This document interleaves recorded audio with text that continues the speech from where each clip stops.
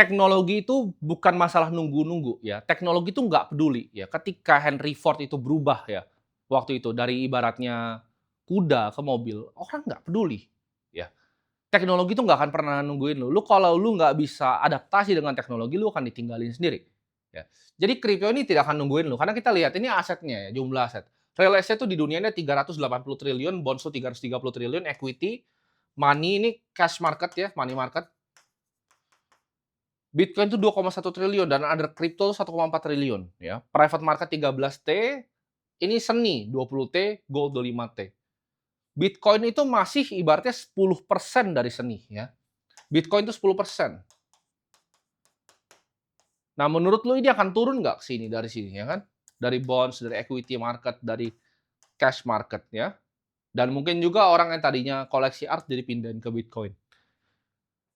Ini memang industri kecil, ya kan? Kalau kalian lihat real estate 300, ini properti 380 triliun, ini cuma 2 triliun.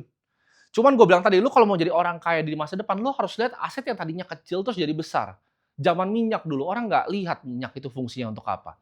Orang yang pertama kali nge-refine minyak kayak jadi John D. Rockefeller. Orang nggak tahu dulu accounting itu gimana caranya, ya. Double entry itu seperti apa. Orang yang pertama bikin itu jadi Medici family. Jadi kita harus bisa melihat ya, masa depan itu seperti apa. Jadi penting untuk kita jadi manusia, kita bisa terbuka ya, kita bisa lihat dunia itu dengan objektif ya, dan kita harus belajar. Kalau gue jadi kalian dari 5 ini, gue akan pilih salah satu ya, dan gue akan tuangkan semua yang gue punya ke sana ya. Energi gue, uang gue untuk belajar, semua akan gue lakukan. Gue akan berinvestasi di ilmu, karena kalau ketika begini aja kalian banyak yang kalian nggak tahu, ilmu kalian tuh masih sempit. Kita harus jadi manusia itu terbuka ya. Belajar, belilah buku tentang AI, belilah buku tentang blockchain. Sistemnya seperti apa, cara kerjanya bagaimana. Industri ketiga ya, ini ada hubungannya dengan yang nomor satu dan nomor 2. Karena yang nomor 2 uangnya itu butuh energi, nomor satu kepintarannya dan robotnya butuh energi.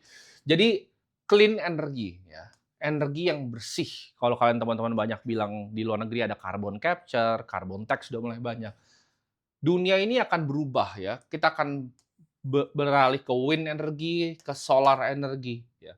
Market value-nya kita bisa melihat di sini, ini USD 1 triliun dolar ya, projection-nya. Growth rate-nya, jadi kalau kalian lihat perusahaan-perusahaan di luar negeri ya, misalnya seperti Next Era Energy atau kalian mungkin melihat dana pensiun ya di Norway, Norges Bank. Mereka nggak cuma invest di equity, di bonds, mereka investasi di renewable energy ya. Karena kenapa? Compounded annual growth rate yaitu between 6 sampai 15%. Jadi ini adalah investasi yang sangat menarik gitu. Karena kalau kalian lihat bahkan perusahaan di Indonesia, banyak yang akhirnya oke ini kita akan transisikan. Perusahaan yang tadinya mungkin sangat heavy di coal, mereka spin off gitu. Kan kita bisa lihat beberapa tahun lalu akhirnya dipecah tuh, ada satu perusahaan yang dipecah jadi dua. Jadi batu bara yang di sebelah kiri, sebelah kanan tuh mau dibikin jadi pure clean energy ya. Kenapa? Karena ini adalah narasi masa depan gitu. Ini triliun dollar shift ya.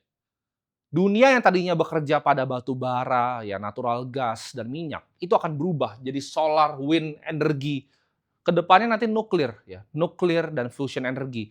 Jadi siapapun yang bikin nanti nuklir mini itu akan jadi energi yang murah, efisien, jauh lebih murah dari batu bara. Dan ketika itu sudah terjadi di negara-negara, kenapa? Karena AI ini akan membutuhkan energi yang luar biasa dengan data centernya. Jadi siapa yang bisa menciptakan energi untuk data center ini, itu akan jadi pemenang di dunia ini, ya. Jadi ini gue udah kasih bocoran dunia nih. 23 tahun, 30 tahun ke depan, kalian silahkan balik lagi nanti ya. Nanti kalian ingat di Indonesia udah ada anak 25 tahun yang ngomongin ini ya. Ini akan terjadi sekitar 20 tahun lagi. Semua yang kalian lihat ya, batu bara itu akan stop dipakai dalam waktu 50 tahun. 50 tahun lagi nggak akan ada lagi yang pakai batu bara.